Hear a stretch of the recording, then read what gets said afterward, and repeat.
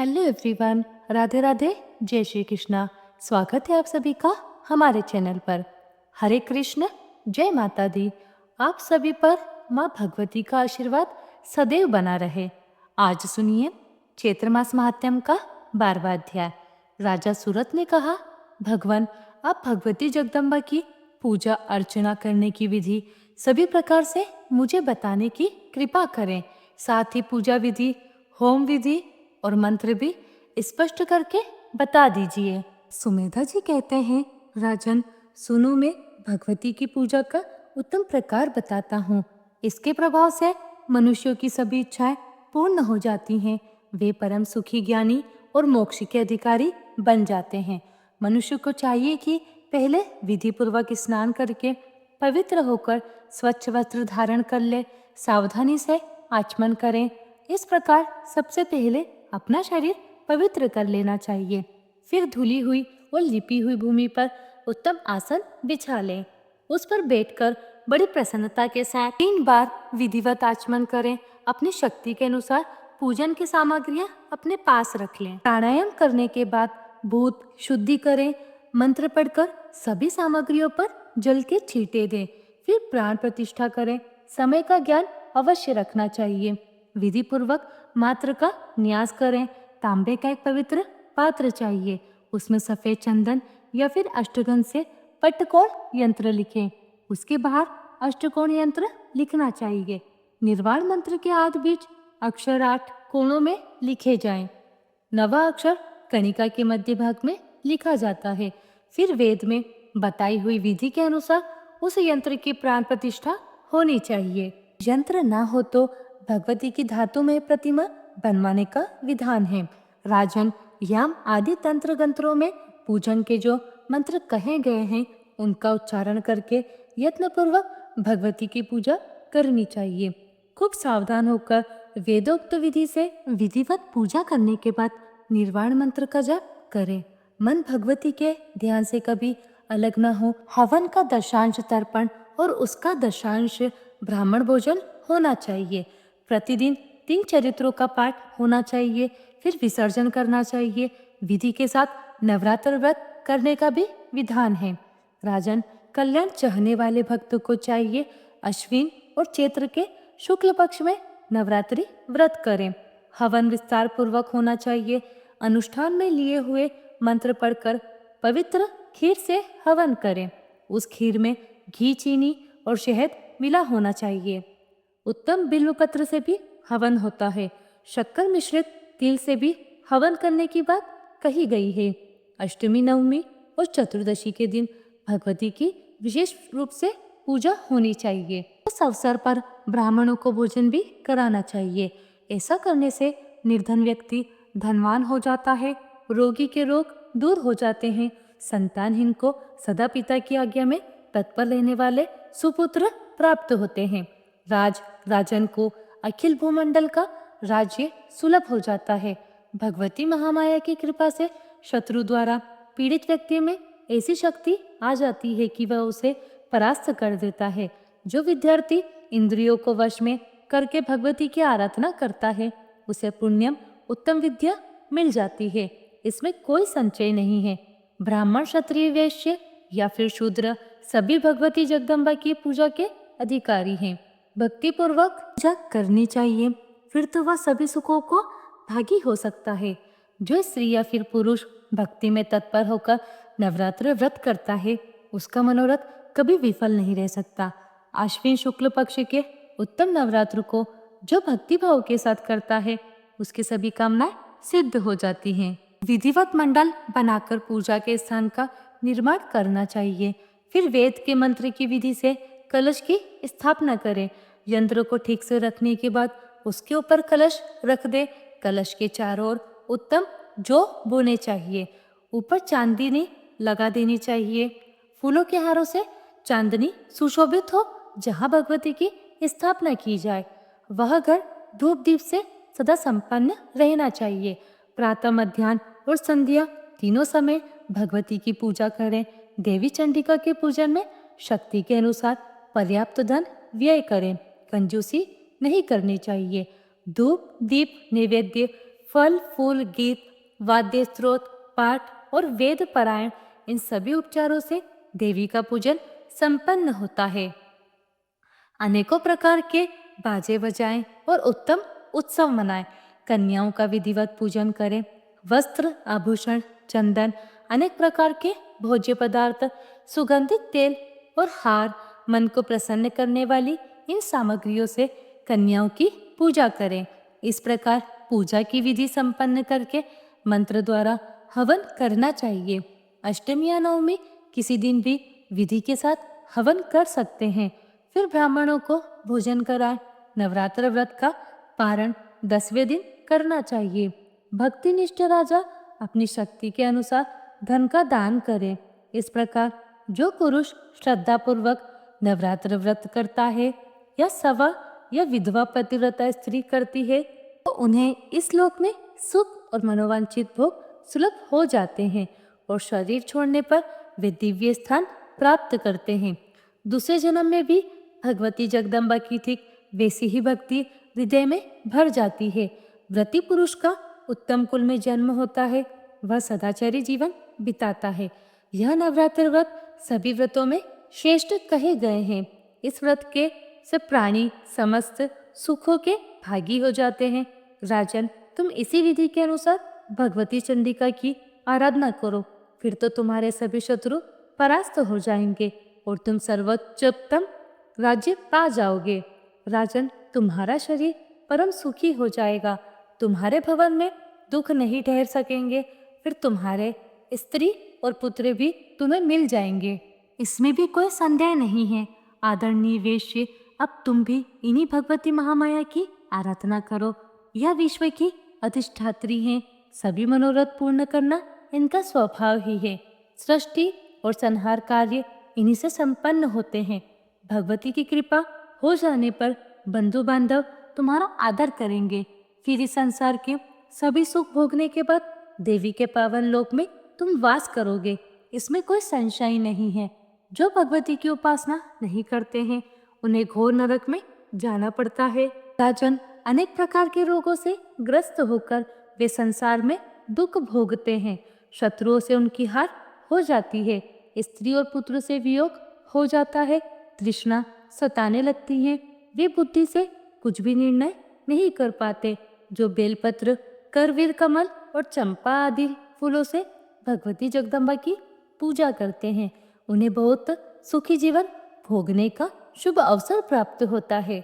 भगवती की भक्ति में तत्पर रहने वाले वे पुरुष धन्यवाद के पात्र हैं जो वेदोक्त मंत्रों द्वारा देवी की आराधना करते हैं। हे मनुष्य, इस लोक में धनवान सभी शुभ गुणों के भंडार और राजाओं के सिरमौर होते हैं।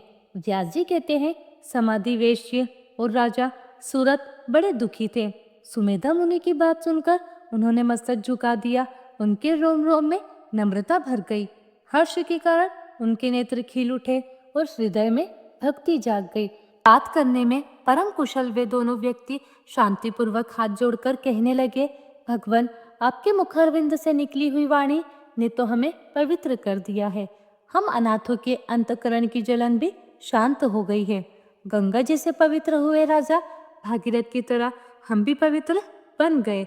जगत में साधु पुरुषों का उद्देश्य दूसरों का उपकार करना ही होता है। उन आत्माराम पुरुषों में कोई कृत्रिम गुण नहीं होते हैं। वे सभी प्राणियों को सहजी सुखी बनाया करते हैं। महाभगवदम आश्रय प्राप्त हुआ है। इसमें महान दुख दूर करने की क्षमता है। अपने स्वार्थ में तत्पर रहने वाले मनुष्य तो जगत में बहुत सारे हैं, किंतु आप जैसे दूसरों का उपकार करने में निपुण व्यक्ति कहीं कोई ही मिलते हैं। हे मुनिवर, हम दोनों व्यक्ति संसार में अत्यंत संतप्त थे, दुखी थे। आपके आश्रम में आते ही हमारा यह दुख दूर हो गया।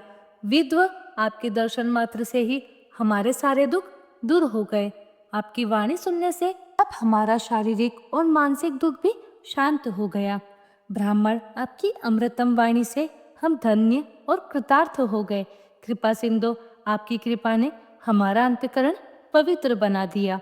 हे साधो, इस संसार सागर में थककर हम डूब रहे हैं। यह जानकर जो आपने हमें मंत्र प्रदान किया है, हाथ पकड़कर आप हमारा उद्धार कर दीजिए। अब कठिन तपस्या करने के बाद सुखनी भगवती जगदम्बा की आराधना करके फिर हम आपके दर्शन करेंगे। आपके श्रीमुख से देवी का नक्श मंत्र हमें मिल जाना चाहिए। इसके बाद व्रत में लगकर उपवास करते हुए हम लोग उस मंत्र को कहेंगे। ईश्वर ने और उनके प्रार्थना करने पर मुनिवर सुमेधा ने ध्यान बीज के साथ नवाक्षरी मंत्र का उन्हें उपदेश दिया। मंत्र मिल जाने पर मुनि के प्रति उनकी गुरुनिष्ठा बन गई। इसके बाद वे एक श्रेष्ठ नदी के तट पर चले गए और वहां उन्होंने एक निर्जन एकांत स्थान में आसन लगा लिया। वे अपने मन को स्थिर करके बैठ गए और शांत होकर जप में लीन हो गए। तीनों चरित्रों का पाठ करना उनका नित्य नियम बन गया। इस प्रकार ध्यान करते हुए उन्होंने 1 महीने का समय बिता दिया। समय बिताने के बाद भगवती के चरण कमलों में उनकी अपार श्रद्धा उत्पन्न हो गई। उनकी बुद्धि में किसी प्रकार का संकल्प विकल्प नहीं रहा। सुमेधा मुनि बड़े महात्मा पुरुष थे। कभी कभी सूरत और समाधि उनके पास जाते और चरणों में मस्तक झुकाकर लौट आते थे, फिर आसन लगाकर बैठ जाते थे। उनके लिए कहीं भी कोई दूसरा काम ही नहीं रह गया। देवी के ध्यान में निरंतर लगे रहकर वे सदा मंत्र का जप किया करते थे। राजा ने इस प्रकार तपस्या करते हुए 1 वर्ष का समय पूरा हो गया। तक वे कुछ फल खा लेते थे, पर अब वे फल छोड़कर केवल सूखे पत्ते खाकर रहने लगे। सूखे पत्ते खाकर राजा सूरत और समाधि वेश्य ने 1 वर्ष तक कठिन तपस्या की। वे इंद्रियों को वश में करके जप और ध्यान में लीन रहते गए। 2 वर्ष की अवधि समाप्त हो जाने पर एक समय स्वप्न में भगवती जगदम्बा के मनोहर दर्शन उन्हें प्राप्त हुए। भगवती जगदम्बा लाल रंग का वस्त्र पहने हुए थी। सुंदर आभूषणों से उनके सर्वांग विभूषित थे। स्वप्न में देवी के दर्शन पाकर राजा सूरत और समाधि के मन में प्रीति की धारा उमड़ पड़ी। अब वे निर्जल रहकर तपस्या करने लगे। 3रा वर्ष भी इस प्रकार समाप्त हो गया। इस तरह 3 वर्ष तक तपस्या करने के बाद समाधि और राजा सूरत का मन भगवती जगदम्बा का साक्षात दर्शन करने के लिए छटपटाने लगा। अब वे इस निर्णय पर पहुंचे कि देवी का प्रत्यक्ष दर्शन ही मनुष्य को शांति प्रदान करने वाला है। हमें अगर वह नहीं मिला तो हम अत्यंत दुखी हो गए, शरीर का त्याग कर देंगे। ऐसा निश्चय करके कठिन तप करने पर भगवती ने राजा सूरत और समाधि वेश्य को प्रत्यक्ष दर्शन भी दिए। उस समय वे अत्यंत दुखी थे और प्रीति के कारण उनका मन विक्षिप्त सा हो रहा था।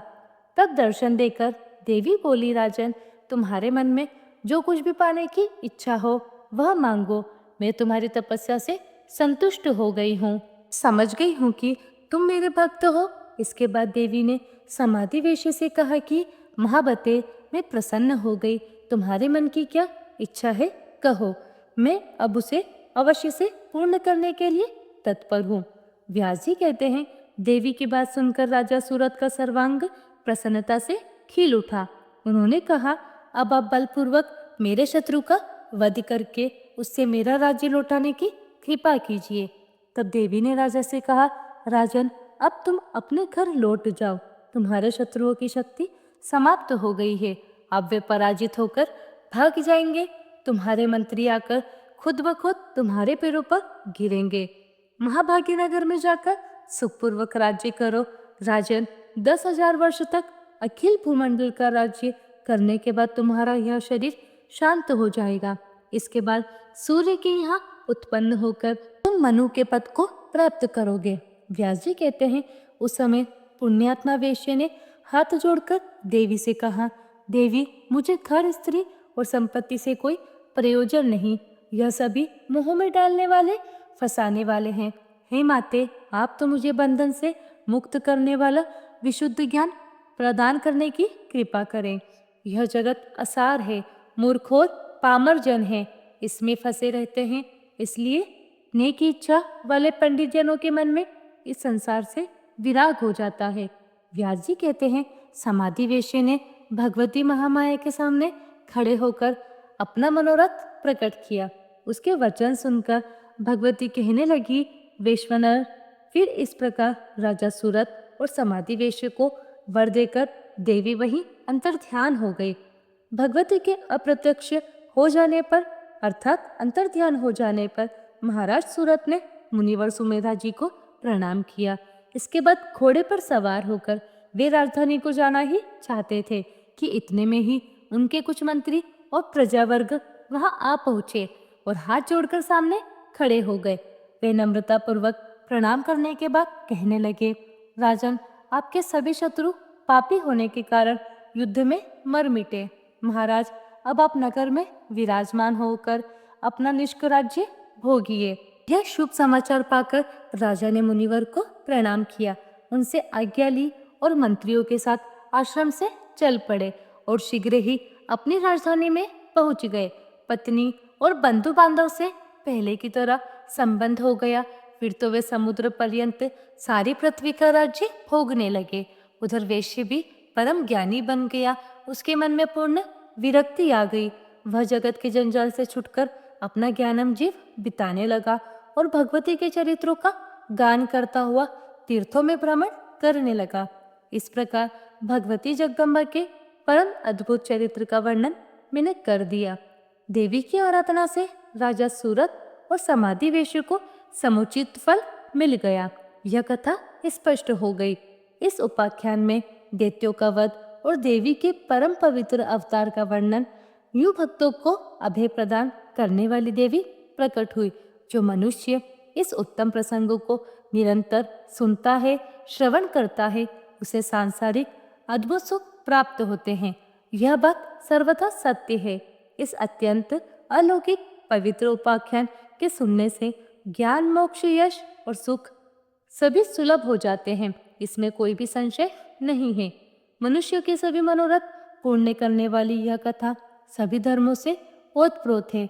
इसे धर्म, अर्थ, काम और मोक्ष का परम कारण माना गया है। सूत जी कहते हैं, सत्यवती नंदन व्यास जी संपूर्ण अर्थ तत्व के पूर्ण जानकार थे। राजा जन्मेजय के प्रश्न करने पर उन्होंने इस दिव्य संहिता का उद्घाटन किया। महाभाग्य जी बड़े दयालु थे। उनके प्रवचन में भगवती चंडिका का वह चरित्र स्पष्ट हो गया जो शुंभ के वध से संबंध रखता था। मुनिवर पुराणों की यह सारी बात मैंने तुम्हें बतला दी। ऋषिगण कहने लगे, हे महाभाग्य जी, वेदव्यास जी जिस कथा के रचयिता हैं, उस पावन प्रसंग को स्पष्ट करने वाले आपके यह अमृतन वचन बड़े ही मधुर हैं। इन्हें पीकर हम भी तृप्त ही नहीं हुए। इसलिए इस पौराणिक पवित्र कथा को हम पुनः आपसे सुनना चाहते हैं। इसे सुनने से भी सभी पाप नष्ट हो जाते हैं। महर्षि सुना है, वृत्रासुर नाम का एक प्रतापी असुर था। उसके पिता त्वष्टा थे। महात्मा इंद्र ने युद्ध में उसे क्यों मार डाला? त्वष्टा देव वर्ग के सदस्य थे। उन्हीं का अत्यंत शूरवीर पुत्र वृत्रासुर था। ब्राह्मण वंश में उसकी बती हुई थी और उसके शरीर में अथाह बल था। इंद्र के हाथ उसका वध होने का क्या कारण है? देवराज इंद्र ने छल करके जलफेन द्वारा उसका वध कर दिया। इसका क्या कारण था और ऐसा क्यों किया गया? उस समय ब्राह्मण की हत्या से उत्पन्न पाप इंद्र को लगा या नहीं? और एक दूसरी बात यह भी है, आप बहुत पहले कह चुके हैं कि देवी ने वृत्रासुर का वध किया है। इसमें यह क्या रहस्य है? श्री सूत जी कहने लगे कि हे मुनिगण, वृत्रासुर के वध से संबंध रखने वाला यह प्रसंग कहता हूँ, ध्यान पूर्वक सुनो। ब्रह्म हत्या से उत्पन्न दुख जिस प्रकार इंद्र को भोगना पड़ा था, वह विषय भी इसमें आ जाएगा। प्राचीन समय में राजा जन्मेजय ने भी सत्यवती नंदन व्यास जी से ऐसा ही प्रश्न किया था। उस समय उन्होंने उनसे जो कुछ बताया वही मैं अब तुम्हें बतला रहा हूँ। जन्मेजय ने पूछा, हे मुने, इंद्र ने वृत्रासुर का वध किया, यह प्राचीन कथा है। फिर उस दैत्य को देवी ने कैसा मारा? किस कारण इस कार्य में देवी की प्रवृत्ति हुई? मुनिवर, एक ही वृत्रासुर के विनाशक दो कैसे हो गए? इस प्रसंग को मैं सुनना चाहता हूँ। हे मुने, आप भगवती जगदम्बा का ऐश्वर्य जो वृत्रासुर के वध से संबंध रखता है बताने की कृपा करें। तब व्यास जी कहने लगे, राजन, तुम धन्य हो, तुम महान यशस्वी हो। क्योंकि प्रतिदिन कथा के प्रति तुम्हारे मन में भक्ति का प्रवाह पड़ता रहता है। जब श्रोता प्रसन्न होकर कथा सुनने में तत्पर रहते हैं, तभी कथा सुनाने वाले प्रसन्न होकर उसका स्पष्ट भाषण कथा कहते हैं। प्राचीन समय में वृत्तासुर और देवराज इंद्र का युद्ध हुआ था। वृत्तासुर को शत्रु मानकर इंद्र ने उसे मार डाला। इससे उन्हें महान क्लेश उठाने पड़े। राजन इंद्र ने कपट वेश बनाया, तब वृत्तासुर की मृत्यु हुई। इस विषय में कोई आश्चर्य नहीं करना चाहिए, क्योंकि भगवती महामाया के प्रभाव से मुनियों की बुद्धि भी कुंठित हो जाती है। सत्वमूर्ति भगवान विष्णु माया फैलाकर दैत्यों का निरंतर मारा करते हैं। फिर उनके सिवा दूसरा कौन है जो जगत को मोहित करने वाली भगवती महामाया को मन से भी जीत सके। इन्हीं महामाया की प्रेरणा से श्री हरि मत्स्य आदि योनियों में प्रकट होते रहते हैं। हजारों युगों की यही स्थिति है। यह शरीर, धन, घर, बांधव, पुत्र और स्त्री सब मेरे हैं।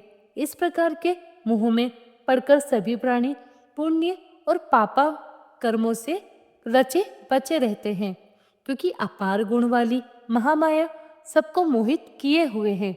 कभी कोई भी मनुष्य इस माया को मिटा नहीं सकता, और इसी माया के प्रभाव से महान देवता भी अपना उद्देश्य सिद्ध करने के लिए छलपूर्वक वृत्तासुर को मारने में तत्पर हो गए।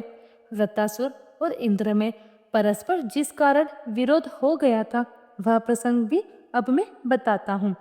त्वष्टा प्रजापति के पद पर नियुक्त थे। उन महान तपस्वी को देवताओं में प्रधान माना जाता था। उन्हीं के हाथ में देवताओं का की सारी व्यवस्था थी। वे बड़े कार्यकुशल और ब्राह्मण प्रेमी थे। इंद्र के साथ कुछ वेर हो जाने पर त्वष्टा ने एक पुत्र उत्पन्न किया, जिसके 3 मस्तक थे। उस पुत्र की विश्वपुरम नाम से प्रसिद्धि हुई। उसका रूप बड़ा ही आकर्षक था। 3 मनोहर और श्रेष्ठ मुखों से युक्त होने के कारण उसकी शोभा विशेष बढ़ गई थी। उसके 3 मुख से अलग अलग 3 कार्य संपन्न होते थे। वह एक मुख से वेद का पाठ करता था, दूसरे मुख से मधुपान करता था और तीसरे से एक ही साथ संपूर्ण दिशाओं का निरीक्षण करता था। उसने भोगों की ओर से उदासीन होकर अत्यंत कठिन तपस्या आरंभ कर दी। वह संयम पूर्वक एक तपस्वी की तरह जीवन बिताने लगा। उसके मन में सदा धार्मिक निष्ठा बनी रहती थी। वह गर्मी के दिनों में पंचगानी ताप में वृक्षों के नीचे रहता और शरद और हेमंत ऋतु में जल में खड़ा रहकर तपस्या किया करता था। सदा निराहार रहता, इंद्रियां उसके वश में थी। वह सभी संग्रह परिग्रह से मुक्त था। इस प्रकार विवेकी विश्वरूप घोर तपस्या करने वाला, परंतु उसकी बुद्धि में कुछ कालिमा अवश्य थी। विश्वरूप को इस प्रकार तपस्या करते देखकर देवराज इंद्र दुखी हो गए। उन्हें दुख इस बात का हुआ था कि कहीं यह विश्वरूप मेरा ही पद न ग्रहण कर ले। उस समय विश्वरूप में असीम तेज आ गया था। तपस्या के प्रभाव से शक्ति बढ़ गई थी। उस सत्यवादी को देखकर देवराज इंद्र अत्यंत चिंता करने लगे। सोचा, इतने आगे बढ़ा हुआ यह त्रिशर मेरा अस्तित्व ही मिटा देगा। विद्वानों का कहना है कि बढ़ते हुए पराक्रमी शत्रु की कभी उपेक्षा नहीं करनी चाहिए। इसलिए इसकी तपस्या नष्ट करने के लिए मुझे कोई उपाय करना बड़ा आवश्यक है। कामदेव तप का शत्रु है। यह निश्चय है कि इसके प्रभाव से त्रिशिरा की तपस्या नष्ट हो जाएगी। आज मुझे वही करना चाहिए, जिससे यह तपस्वी भोग भोगने में आसक्त हो जाए। शत्रु की शक्ति न सहने वाला बुद्धिमान इंद्र ने मन में ऐसा विचार करने के बाद त्रिशला को प्रलोभन में डालने के लिए अप्सराओं को आज्ञा दे दी। उर्वशी, मेनका, रंभा, घृताची, तिलोत्तमा आदि अप्सराओं को बुलाया और कहा, अपने रूप का अभिमान रखने वाली हे अप्सराओं, तुम सब मिलकर मेरा एक कार्य करो। आज मेरे सामने बड़ी कठिन तपस्या उपस्थित हुई है, कारण मेरा महान शत्रु कठिन तपस्या कर रहा है। तुम लोग अब इस दुर्जय शत्रु के पास जाओ और ऐसा प्रयास करो जिससे वह प्रलोभन में आ जाए। देर करना उचित नहीं है। भली भांति श्रृंगार और वेशभूषा बनाकर जाओ। सभी शारीरिक हाव भाव दिखाओ, उसे लुभाने में सभी उपायों से काम लेना है। तुम्हारा कल्याण हो, मेरा दुख दूर करना अब तुम्हारे ही हाथ में है। असीम भाग्यशाली अप्सराओं, त्रिशुरा का तपोबल जानकर मेरे शरीर में दुर्बलता आ गई है। अगर उसकी तपस्या भंग नहीं हुई हो तो वह बलवान शत्रु बहुत शीघ्र ही मेरे आसन पर अधिकार जमा लेगा। आज इस कठिन कार्य के उपस्थित होने पर तुम सबको मिलकर मेरी सहायता करनी चाहिए। देवराज इंद्र की ऐसी बातें सुनकर अप्सराएं नतमस्तक होकर बोल उठी, हे देवेश, आप निर्भय होकर त्रिशूला को लुभाने के लिए हम पर्याप्त प्रयास करें। जिस किसी भी प्रकार से उसके द्वारा भय न पहुंचे वैसा ही हमारा प्रयास होगा। उस मुनि को लुभाने में, नाचने गाने बहलाने में की सारी विधियां की जाएगी। हे विभो, अपनी भाव भंगिमा और कक्षों से मोहित करके हम उसे अपने वश में कर लेंगी। फिर तो वह लोलुप होकर हमारे चुंगल में फंस जाएगा और इस प्रकार उसकी तपस्या भंग हो जाएगी। व्यास जी कहते हैं, इस प्रकार इंद्र से कहकर वे अप्सरा त्रिशुरा के पास गए। त्रिश मुनि के सामने उपस्थित होकर वे उन अनेक प्रकार के ताल बजाकर स्वर सहित गाने लगी। उन्होंने मनोहर नृत्य आरंभ कर दिया। उस समय उस मुनि को लुभाने के लिए उन अप्सराओं ने तरह तरह के भावों का प्रदर्शन किया, किंतु उनकी विडंबना त्रिशुरा मुनि की दृष्टि बिल्कुल भी नहीं पड़ी। वह तपस्या का भंडार बन गया था। उसने इंद्रियों पर विजय पा ली थी। वह गूंगे और बहरे की तरह अविचल भाव से तपस्या में लीन बैठा रहा। अत्यंत मोह में डालने वाले अनेक प्रपंच करने और नाचने गाने में तत्पर वे अप्सराएं कुछ दिनों तक त्रिशला मुनि के आश्रम में ही रहीं। परंतु जब वह मुनि ध्यान से विचलित नहीं हो सका तब वे लौटकर इंद्र के पास वापस चली आए। अब वे थक गई थी, उनके मन में निराशा छा गई थी। भय से उनका कलेजा कांप रहा था, मुख पर निराशा की लालिमा छाई हुई थी। हाथ जोड़कर देवराज से कहने लगी, हे महाराज देवेश्वर, हमने बहुत प्रयास किया किंतु वह दुर्द तपस्वी अपने धैर्य से जरा भी विचलित नहीं हो सका। हे देवराज, अब आपको सर्वथा किसी दूसरे उपाय का अनुसरण करना चाहिए। यह तपस्या तो उस तपस्वी को जितेंद्रिय बना देगी। उसके सामने हमारा बल कुछ भी काम नहीं कर सका। वह मुनि कोई महान पुरुष है। वह तप के प्रभाव से अग्नि के समान तेजस्वी हो गया है। सौभाग्यवश उसके द्वारा शापित होने से हम सभी बच गई हैं। इसके बाद खोटी बुद्धि वाले इंद्र ने अप्सराओं को विदा कर दिया और स्वयं चिंता में पड़ गए।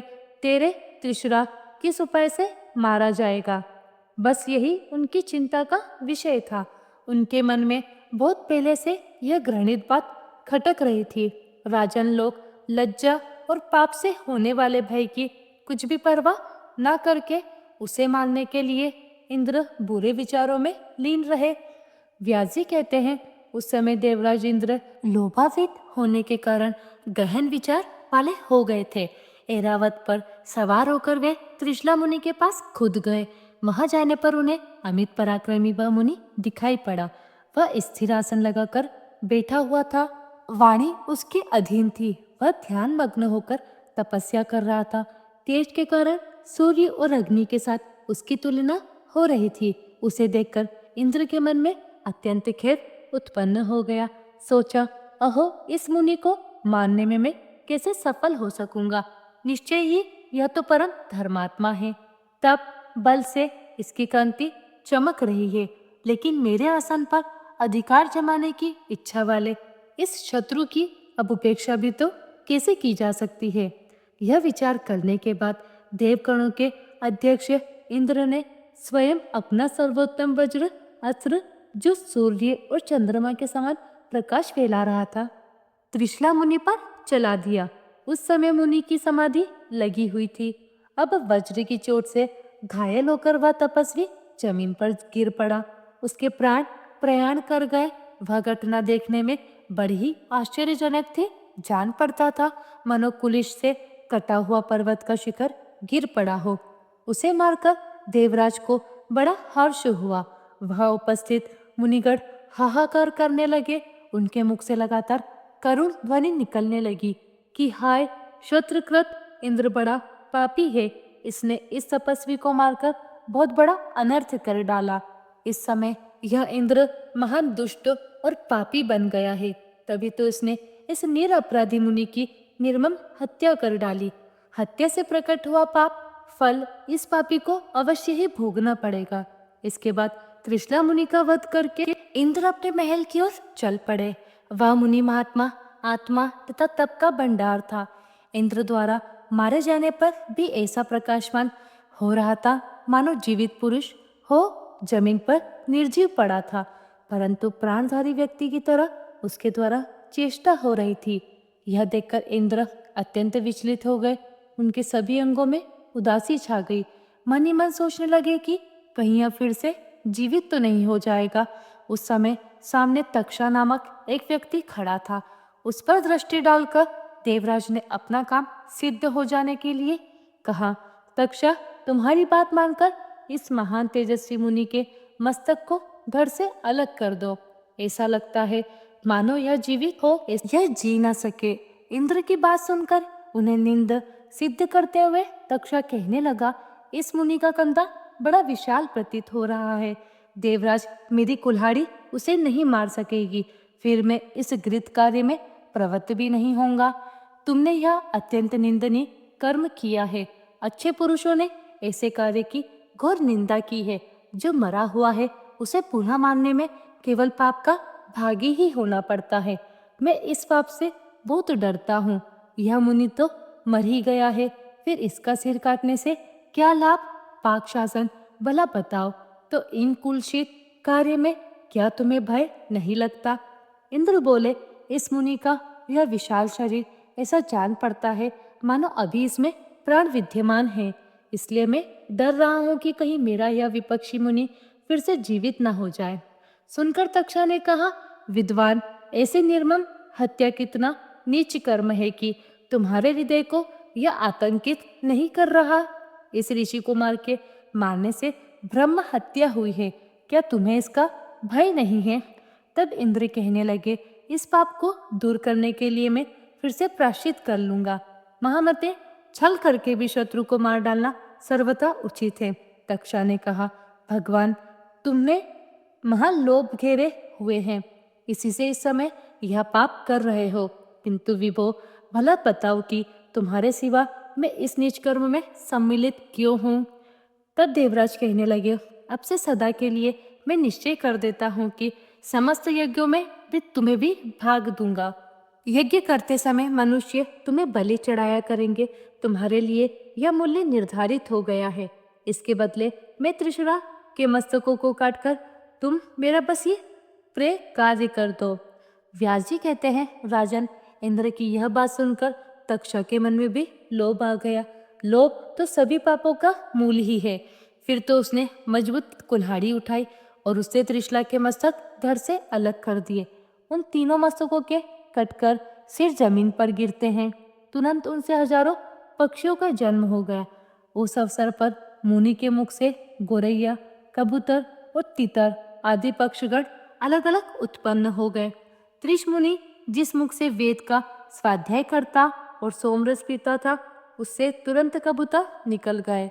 सोमरस पीते समय सभी दिशाओं पर दृष्टिपात करने के लिए जिस मुख से काम लिया करता था, उससे अत्यंत चमकीले तीतर उत्पन्न हो गए। मधु पीने वाले मुख से गोरैया की उत्पत्ति हो गई। राजन, इस प्रकार त्रिशला से अन्य पक्षियों का प्रादुर्भाव हुआ है। राजन, त्रिशला के मस्तक से इस प्रकार पक्षी निकल गए कि देखकर इंद्र के मन में बड़ी प्रसन्नता हुई। फिर वे प्रसन्नता पूर्वक स्वर्ग को पधार गए। उनके चले जाने पर भी तक्षा तुरंत वहां से अपने घर चल दिया। राजन, यज्ञ में भाग पाने का अधिकारी मिलने से उसका मन बड़ा प्रसन्न था। महान पराक्रमी शत्रु मार डाला गया। यह समझकर इंद्र भी भवन पर पहुंचे और अपने आप को कृतकृत्य मानने लगे। ब्रह्म हत्या के उन्हें कुछ भी चिंता नहीं हुई। उधर त्वष्टा ने जब सुना कि मेरा परम धार्मिक पुत्र मार डाला गया है, तब उनके मन में क्रोध की सीमा नहीं रही। उन्होंने यह कहा कि मेरा पुत्र एक पुण्यात्मा मुनि था और जिसके द्वारा वह मारा गया है उससे बदला अवश्य लेना है, इसलिए उसके वध के लिए मैं पुनः पुत्र उत्पन्न करूंगा।